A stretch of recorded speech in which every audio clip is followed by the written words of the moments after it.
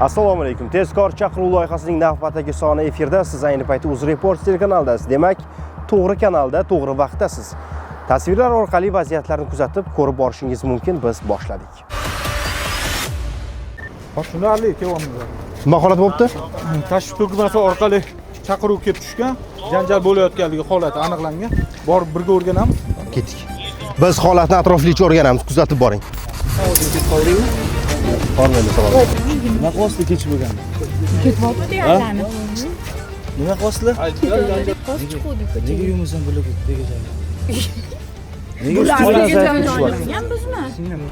Ko'chada janjal bo'layotganiga guvoh bo'lgan Uchtepa tumanidagi 44-maktabning qorovuli aynan mana shu tashvish tugmasini bosib, ichki ishlar organlarining voqea joyiga yordamga chaqirgan.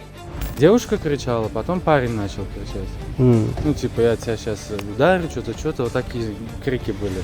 Ну, я не понял, думал, в школе вот тут, сбоку школы. Пошел, быстро нажал кнопку, вышел, они уже, два пацана здесь перелезли через забор, смотреть, наверное, пошли драку. Да.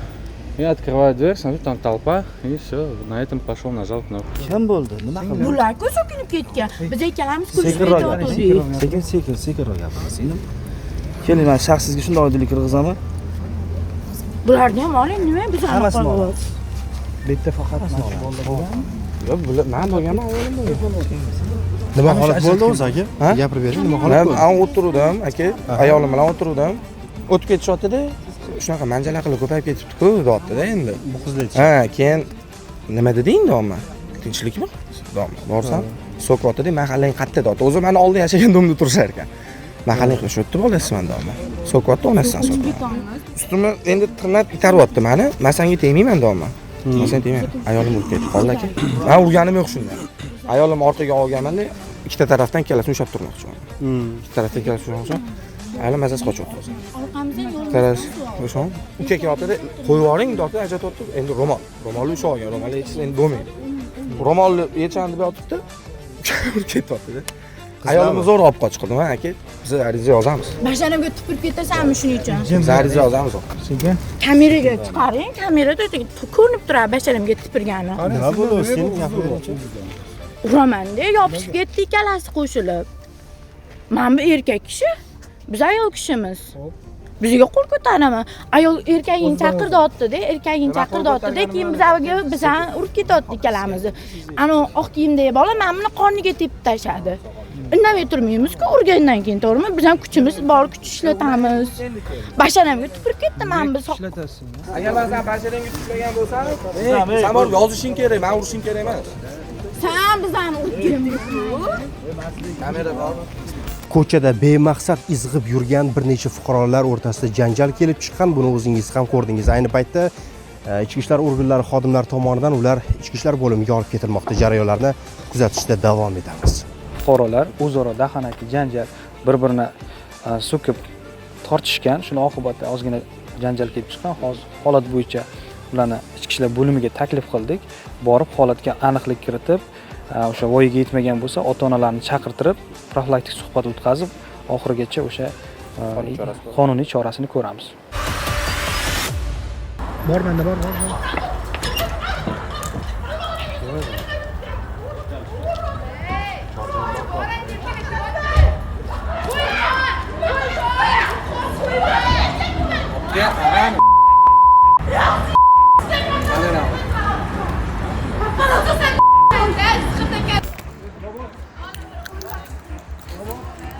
Ben de keldim do'konga izimdan kelib urib yotibdi meni. Ruscha kvartira oladi, yashaydi, bular keladi, janjal to'polon qiladi, sap o'qtasang deydi, ish topib berdi, bu ishlamadi, faqat buni qo'riqlayveradi. Ketmaydi. Mana hozir ham misol uchun meni uyimga keldi, men bekitmayman, men kvartiramga keldi. Mana yana janjal oxir ko'chaga chiqib gaplasha olinglar dedim. Onamni ham so'kib yotibdi hozir. Oilamga telefon qil. Qara, siz bular bilan gaplashganmisiz oldin? Oldin gaplashganman, hozir gaplashmayman. Oldin gaplashib yurgan, yashagan. Hozir meni tinch qo'ymayapti, qayerga borsam. Urib meni o'ldiradi, yashatmas ekan Toshkentda. Meni net nomerlardan ham qilib yotibdi necha kundan beri, izimdan qolmay. O'zi 10:07 ga qildim hozir boya. Nima bo'lyapti? Nima unaqa murojaat? Murojaat qilganman-ku. Boya prokuraturaga ham borib keldim, yopiq aka. Urib meni tinch qo'ymay uyga qaytib kvartiraga borsam yoqib yotibdi. Onamlarga ham bezovta qara onamdi. Aha. Tinch qo'ymayapti. Hozir birga yashaysizlarmi? Yashamayman, ketmayapti. Yashamayapman bir haftadan beri. Qanaqa qilib yashamayapsan bir hafta? Bo'ldi, yashamayman. Men yashamayman desam, meni tinch qo'ymayapti bu. O'ldirarmish meni Toshkent. Benigoh yashaganmiz oldin bular bilan. Alo, ona. Xodim bilan gaplashish sizga nima dedi? Men hozir urib yotibdi meni. Yıllar beri bu bana umur yapıyor gençler şu kızımca. Ha. Ona geçti pazartı var. Orada ayaklarına preste bulgan. Hiç Toshkent'de işleştiğim koyma yaptı. Uzak koyma yaptı. Hazır endi. Bo'ldi. Bu ayol kim bo'ladi o'zi? Gaplashuvmi? Ha? Gaplashuvmi bu bilan? Men gaplashib Gaplashibmi yo xohlamayman. yotib yuribsizmi? Hammasini qo'yaman. Hop.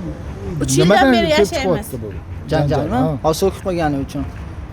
Kim so'kdi? Bu. Nima dedi? Tinch qo'ymayapti. Onadan Netnomerlardan rosa qilib yotibdi menga. Nega?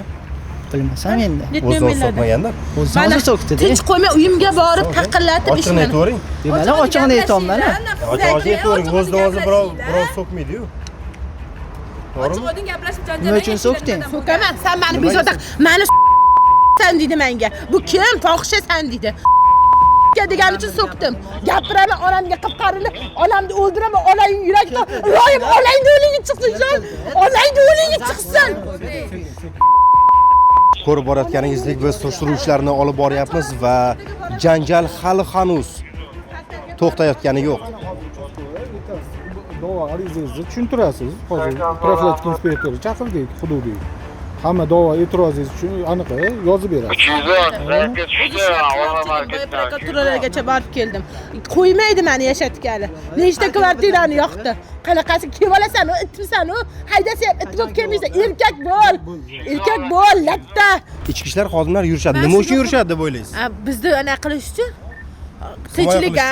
Lekin Xo'p, men nima uchun 102 ga bosmaysiz? Aka hurmatli 3 yil yashab Hop, mana qara 3 yildan beri yasharkansiz. Tezda 102 ni terib chaqirmaysizmi? hurmati bor. 102 qilsam, 102 qilib hozir mumkin emas, ko'p tavakkal narsalarga 102 qilyapti yo'q hamma. Men portalga bordim aka. Ana prokuraturaga bordim, yopiq ekan shanba kuni. Prokuraturaga bormiz, sraz birinchi 102 qilinadi. Agar 102 ni ishidan norozi bo'lsangiz prokuraturaga yoziladi. Prosta buni prokuraturaga yozishga, meni tinch qo'yishga uchun men yozib bermoqchi edim. Holat bo'yicha hozir keldik.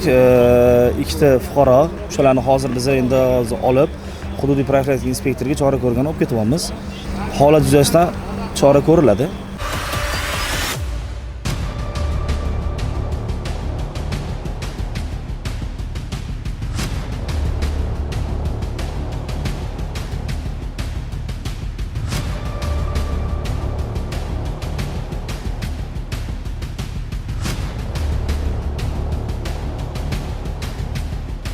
Nima holat bo'ldi? Ha, bu fuqaro hozir murojaat qilyapti. Nima bo'ldi? Hurmatli fuqaro.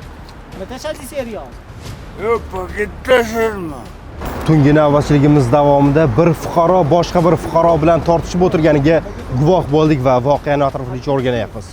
Men qo'yliqda chiqaman-da, qo'yliqda. Qo'yliqdan qanaqa kelib qoldingiz bu yoqqa? Uyingiz bormi?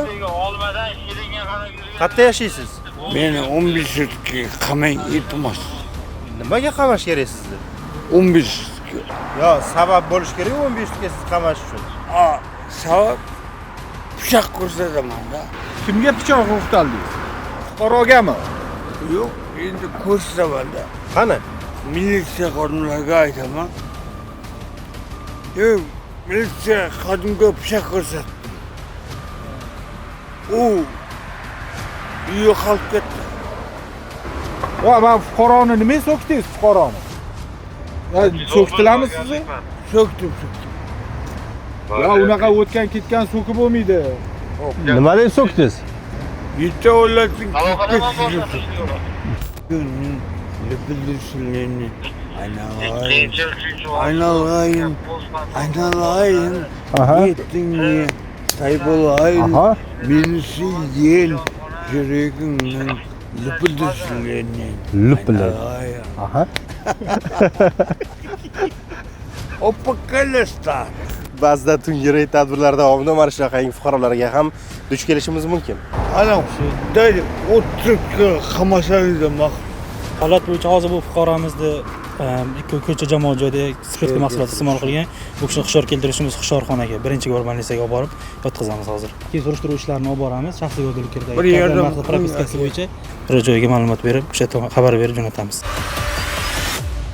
Sizlarga yetkazmoqchi bo'lgan xabar va lavhalarimiz shulardan iborat edi. Azizlar, tezkor chaqiruv loyihasining keyingi sonlariga qadar sizlar bilan xayrlashamiz.